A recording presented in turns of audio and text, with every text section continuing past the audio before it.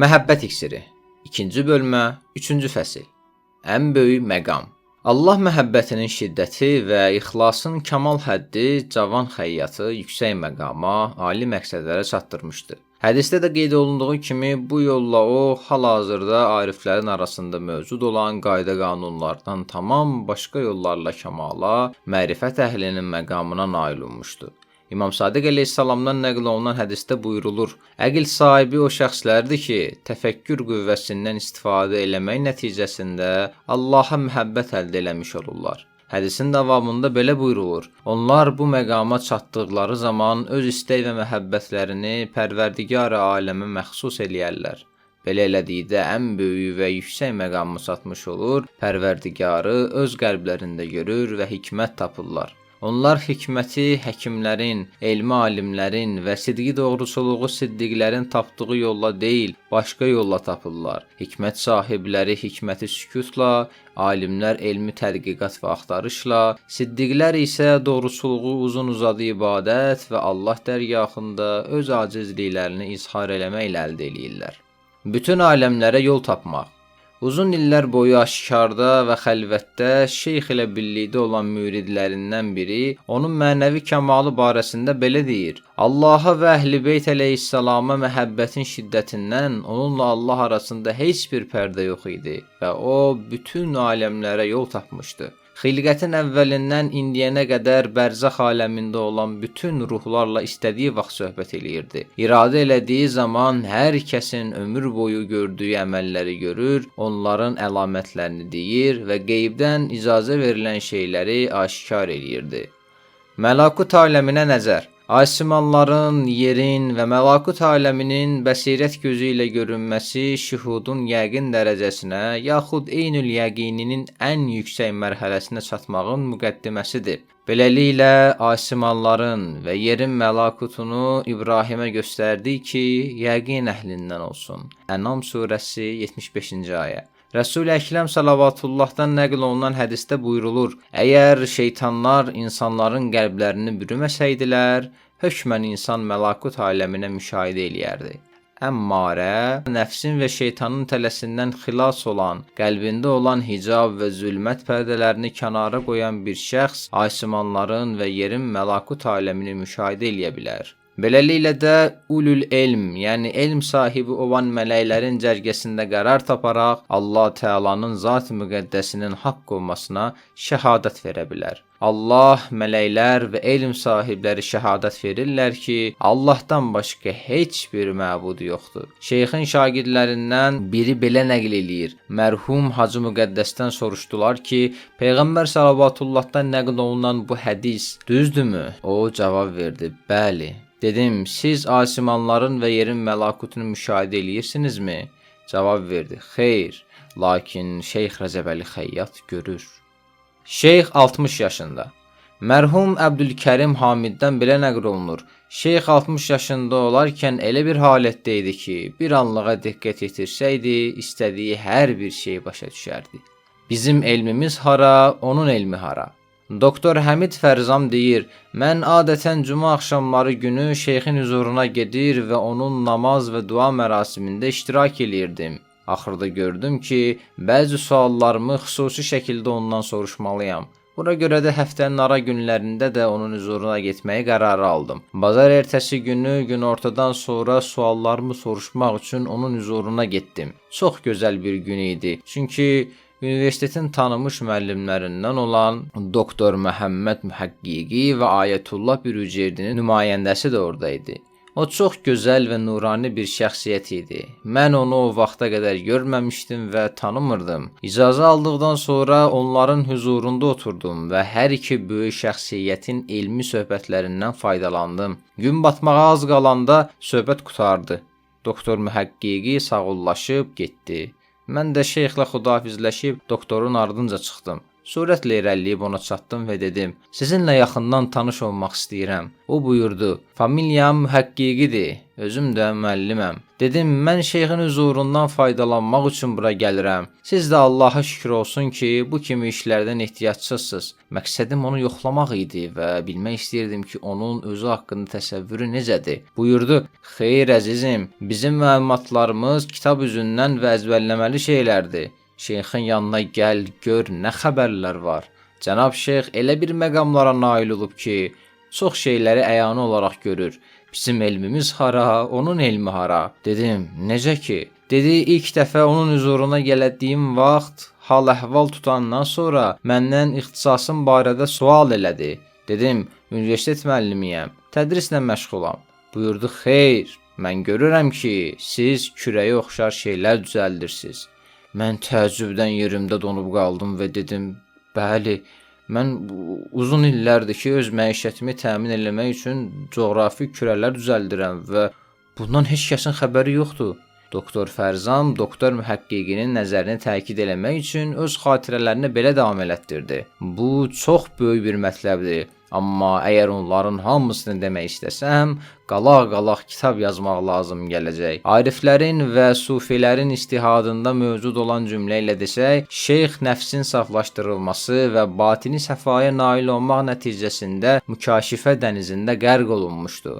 Çox sadə tərzlə müəyyən şeyləri görüb bəyan eləyirdi. Belə ki, dəfələrlə öz müridlərinə açıq şəkildə belə demişdi: "Dostlar, Allah mənə bir inayət eləyib. Mən şəxslərin bərzəx aləmində olan surətlərini müşahidə eləyirəm. Mən də onun ardınca bu qəbildən olan bəzi xatirələri təqdim edirəm." 1. Zəhmətkeş fəhləyə kömək. Əslən Azərbaycanlı olan Əli Quzati adlı çox düzgün, əməli saleh və zəhmətkeş bir şəxs qonşumuzun mənzilində işləyirdi. O bəzi vaxtlar bizim evimizə də gəlib işləyir və muz alırdı. O yay-qış əyninə uzun bir hərbi paltar geyinirdi.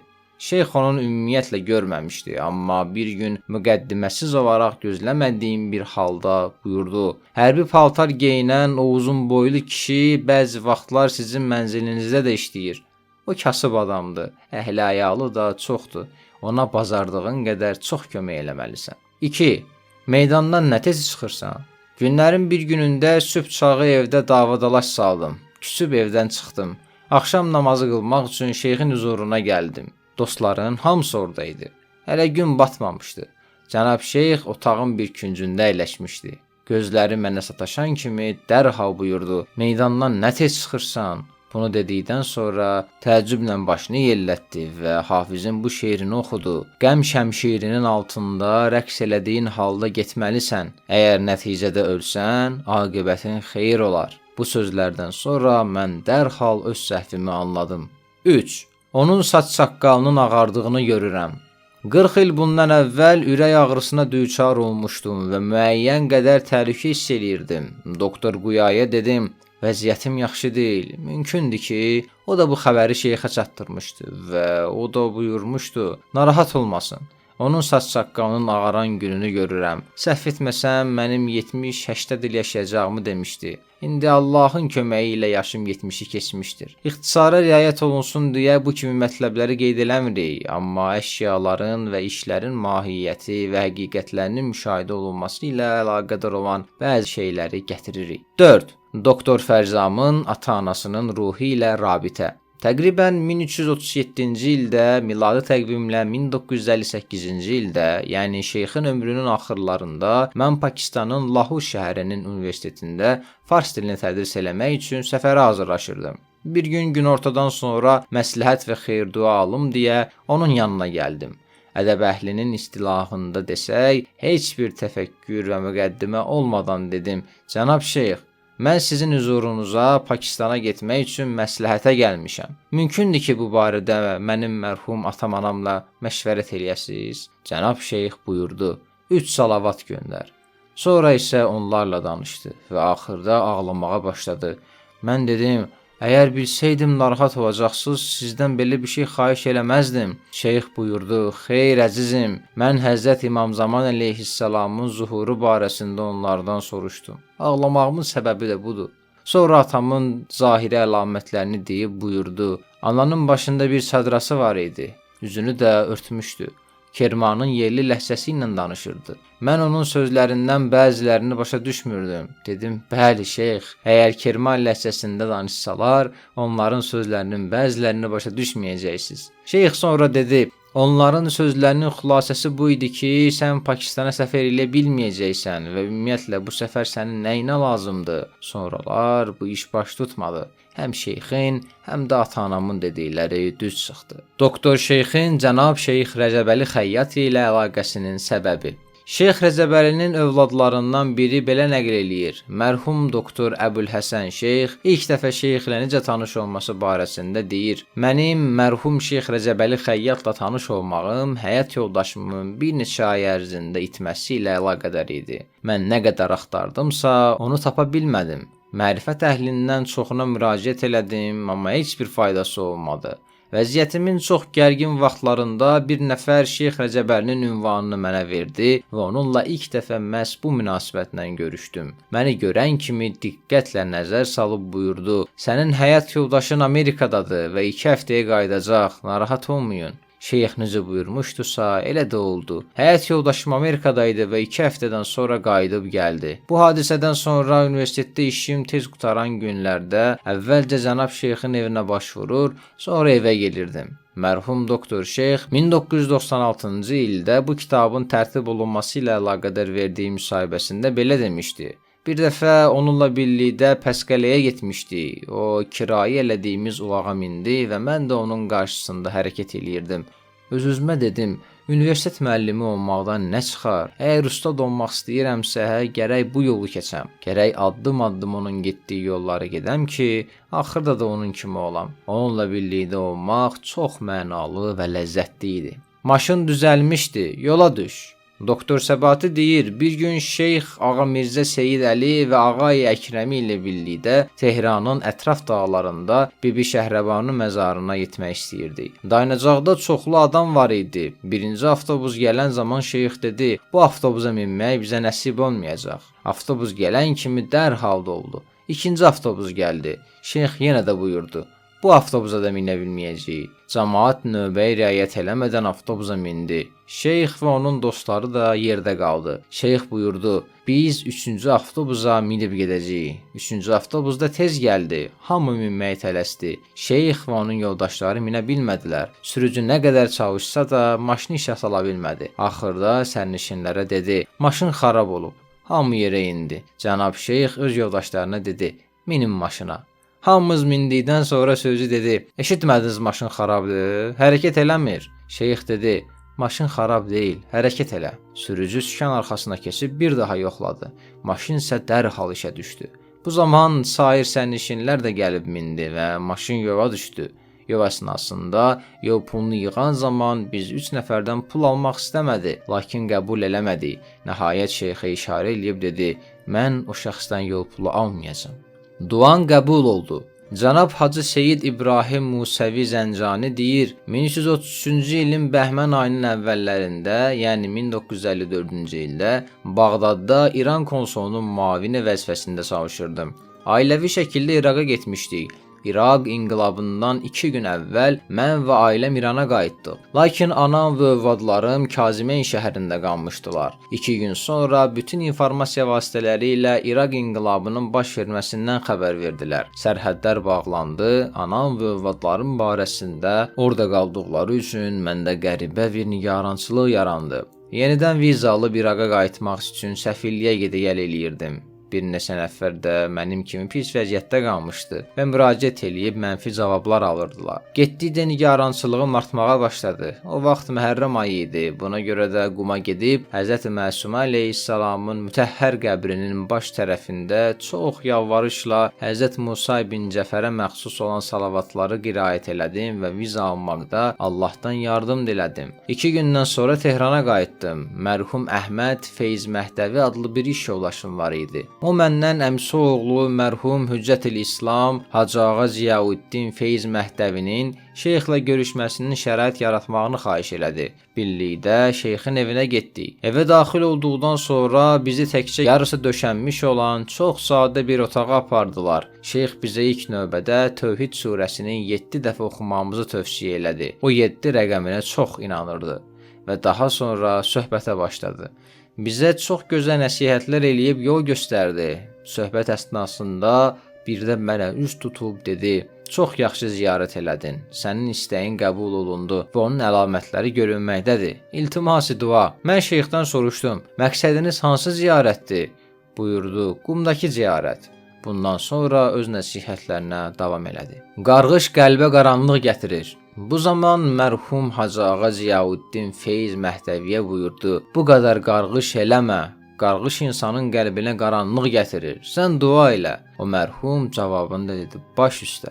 Mətləbə heç bir dəxli olmayan bu sözün deyilişi məndə anlaşılmazlıq yaratdı. O günün sabahı öz həmkarım Əhməd Feyz Məhdəvidən dünənki məsələnin izahını soruşdum və Hacı Ağa Ziyanın qarğış məsələsi ilə maraqlandım. Buyurdu: "Əmioğlum, yəni Hacı Ağa Ziyaüddin oğlu kommunistlərin təsiri altına düşüb və onların əqidəsinə inanır. O da hər namazdan sonra ona qarğış eləyir. Amma şeyxin işarə elədiyi təvəssülün qəbul olunmasına gəldikdə isə deməliyəm ki, 2 gündən sonra İraqın səfirliyinə getdim. Bu zaman əlaqədar işlər üzrə məmur məni görən kimi dedi: "Pasportunu ver, mühürlüyüm." Elə əvvəlki səltənət mühürü ilə mühürlədi və Məlik sözünün üstündən xətt çəkib Cümhuriyyət kəlməsini yazdı. Səfirlik işçisinin bu əməli məndə və sair müraciət eləyənlərdə çox təəccüb yaratdı. Nəhayət razılıq əldə elədikdən sonra Bağdada hərəkət elədim. Aydın oldu ki, məndən əvvəl yalnız Amerikalı bir müxbir Bağdada gedə bilmişdi. Allah xatirinə bəndələr qarşısında təvazökarlıq eləməyin nəticələri. Şeyxin şagirdlərindən biri belə nəql eləyir. Dostlarımızdan biri deyirdi ki, Şeyx Mürtəza Zahid dəfn olunan zaman Şeyx Rəcəbəli buyurdu: "Qəbrə qoyulan kimi dərhal mütəal Allah tərəfindən Nəkir və Münkərə xitab gəldi ki, siz bu bəndəni mənə həvalə eləyin. Onunla heç bir işiniz olmasın. O ömrü boyu mənim xatirimə məxluqata təvazökarcasına dolanmış, özündə zərrə qədər qürur hissi keçirməmişdir." Bitkilərlə söhbət. Şeyxin şagirdlərindən biri deyirdi: "O buyururdu ki, bitkilər də canlıdılar və danışırlar. Mən onlarla söhbət eləyirəm və onlar özlərində olan xüsusiyyətləri mənə deyirlər." Ventilyator ixtiraçısına verilən mükafat. Şeyxin şagirdlərindən biri ona belə nəql eləyir: "Bir gün kiçik bir ventilatoru mənə hədiyyə gətirdilər. Gördüm ki, bərzəx cəhənnəmində onu ixtira eləyən şəxsin qabağına ventilyator qoyublar. Yəni onu sərinlədir." Bu mükaşifə İslamda mövcud olan bəzi rəvayətlərin məfhumunu bir daha təsdiq eləyir. Hədislərdə buyurulur ki, kafir şəxsin behiştə getməməsinə baxmayaraq, onların yaxşı əməlləri heç vaxt əvəzsiz qalmaz. Rəsul-i Əkrəm Salavatullahdan nəql olunan bir hədisdə buyurulur: "Müsəlman və ya kafir olmasından asılı olmayaraq, hər kəs yaxşı bir iş görübsə, Allah Təala onun əvəzini verir." Soruşdular: "Kafirə əvəz verilməsi necədir?" Buyurdu: "Əgər qohumluq əlaqələrini bərqərar eləmiş, yaxud kiməsə sədəqə vermiş, yaxud başqa bir yaxşı əməl görmüş olsa, Allah Təala bu işlərin əvəzi olaraq ona mal-dövlət, övlad, sağlamlıq və sair şeylər əta eləyir." Soruşdular: "Axirətdə ona necə əvəz verilir?" Buyurdu: "Ona əzabı az dadızdıralar." Sonra isə bu ayəni tilavət elədi: "Ey Firon övladları, ən ağır əzablara daxil olun." Şərtli duanın qəbul olunması. Şeyxin dostlarından biri deyir: "Şeyxin şagirdlərindən birinin övladı olmurdu. Müxtəlif yerlərə müraciət etdisə də heç bir faydası olmadı. Nəhayət mənim də iştirak etdiyim bir yığınacaqda şeyxdən kömək istədi və dedi: "Mən elə bir övlad istəyirəm ki, vəfatımdan sonra mənim üçün bir səmərəsi olsun." Şeyx buyurdu: "Cavabını sonra verərəm." Bir müddət keçdi, şeyxin sonralar ona verdiyi cavabdan xəbərim yox idi. Nəhayət bir gün məni qonaqlığa dəvət elədilər. Dedim: "Bu qonaqlıq nə münasibət ilədir?" Cavab verdi: "Allah mənə bir qız övladı əta edib." Mən dərhal şeyxlə olan söhbətləri xatırladım və dedim: "Şeyxin duası qəbul olunubmu?" Cavab verdi: "Qəbul olunub, amma bəzi şərtləri var." Dedim, necə? Dedi, bizdən iltizam almışdı ki, hər il uşağın doğulduğu gün Rey şəhərinin ətrafındakı kəndlərdən birində yerləşən İmamzadə Əbülhəsənin ziyarətgahına qurbanlıq alıb kəsək və onun əhalisinə verək. Bu da əhdin 1-ci ilidir. 7 il bu iş davam elədi. 8-ci il qızın atası xarici ölkəyə səfərlədiyindən öz əhdinə vəfa eləyə bilmir və həmin ildə uşaq dünyadan gedir. Bu hadisədən sonra o çox kədərlənib narahat olur. Mən şeyxin huzuruna getmək istəyirdim. Ona görə də dedi, hazırsanmı bu gecə şeyxin mənzilinə gedək? Dedi, bəli. Mən ondan biraz tez getmişdim. Şeyxə dedim ki, filankəsin qızı dünyadan getdiyinə görə halı yaxşı deyil. Şeyx buyurdu, nə edim? Məyər müsəlmançılığın ilk şərti öz əhdinə vəfa eləmək deyilmi? O öz əhdinə vəfa eləmədi. Sonra dostumuz gəldi. Şeyx onunla bir qədər zarafat elədikdən sonra buyurdu, narahat olma, Allah Teala onun əvəzinə behişdə sənin üçün bir neçə qəsr əta eləyib. Amma ehtiyatlı ol ki, onları da xarab eləməyəsən. Malı oğurlanan şəxsə kömək. Şeyxin vəfatından sonra bir nəfər onun övladlarından birinə belə nəql eləyir. Evimi satmışdım, pulunu banka qoymaq istəyirdim ki, bankın iş saatı qurtardığından pulu evə apardım.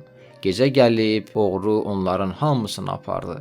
Müxtəlif yollarla axtarmağa baxmayaraq heç bir nəticə hasil olmadı. İmam Zaman əleyhissalama təvəssül oldum. 40-cı gecə yuxuda cənab şeyxin evinin ünvanını mənə verdilər. Həmin günün sabahı şeyxin evinə gəlib öz çətinliyimi ona dedikdə buyurdu.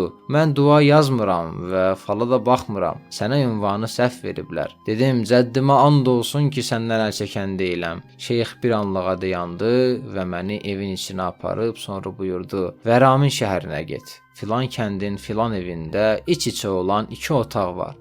Sənin pulun 2-ci otaqdadır. Əl vurulmadan qırmızı rəngli ipək dəsmala bağlanmış və təndirin yanına qoyulmuşdur. Pulları götürüb çölə çıx.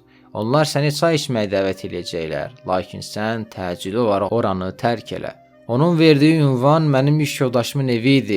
Ora müraciət elədikdə ev sahibi belə təsəvvür elədi ki, mən polis işçiyəm. 2-ci otağa getdikdə pulları şeyxin dediyi yerdə görüb götürdüm. Ev sahibi məni çay içməyə dəvət elədi. Onların üstünə qışqırıb evdən çıxdım. Pulun miqdarı 100 tümən idi. Onun yarısını şeyxin huzuruna gətirdim. Ağlayıb, yalvararaq ona təşəkkür elədim və pulları onun qarşısına qoydum ki, götürsün. Lakin o qəbul eləmədi. Mənim ən ləzzətli anlarım o idi ki, mənim israrım nəticəsində 20 tüməni qəbul elədi, amma özü üçün yox. Üzünü mənə tutub dedi, bir neçə kasıb ailənin ünvanını sənə verirəm.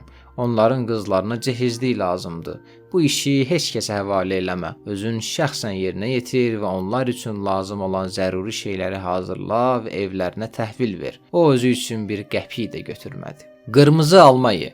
Şeyxin dostlarından biri belə nəql eləyir. Şeyxlə birlikdə Kaşan şəhərinə getmişdik. Şeyx adəti üzrə hər hansı bir yerə gedəndə ilk dəfə əhli quburu ziyarət eləyərdi. Kaşanın qəbristanlığına daxil olduqda şeyx dedi: "Əssalamu aləykə ya Əbə Abdillah." Bir qədər irəliləmişdik ki, buyurdu: "Nə isə bir qoxu hiss eləyirsinizmi?"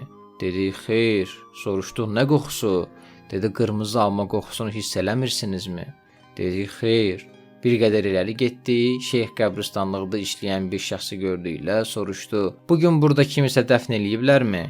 O şəxs cavabında dedi: "Sizin qarşınızda olan qəbir təzədir. Bugün dəfn olunmuşdur." Sonra bizi həmin qəbrin yanına apardı. Orada bizim hamımız qırmızı alma ətrini hiss elədik. Soruşduq: "Bu nə idi?" Şeyx buyurdu: "Bu şəxs dəfn olunan zaman Seyyid-i Şühada İmam Hüseyn əleyhissalam buraya gəlibmiş. Onun gəliş səbəbi ilə qəbristanlıq əhlinin hamısından əzab götürülüb." Gözləri haram baxışdan saxlamağın mükafatı.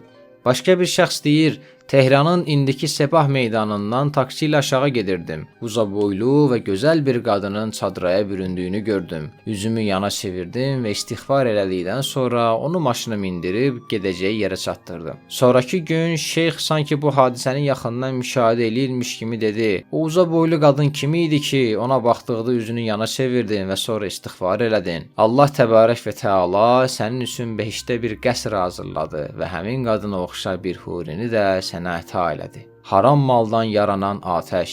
Bir nəfər cəmaatı başına yığıb sehr və cadu ilə məşğul idi. Şeyxin övladlarından biri də həmin yerdə oturmuşdu. O hadisəni belə nəql eləyir. Mən onun işinin qarşısını aldım. O nə qədər çalışdısa da sehr və cadusu baş tutmadı və axırda başa düşdü ki, mən onun işinə mane oluram. Çoxlu yalvardıqdan sonra mənə dedi ki, gəl mənim çörəyimə bais olma. Sonra mənə bahalı bir xalça verdi və mən də onu götürüb evə gətirdim. Atam gördükdə buyurdu, bu xalçanı sənə kim vermişdi ki, onun içindən tüstü və od qalxır.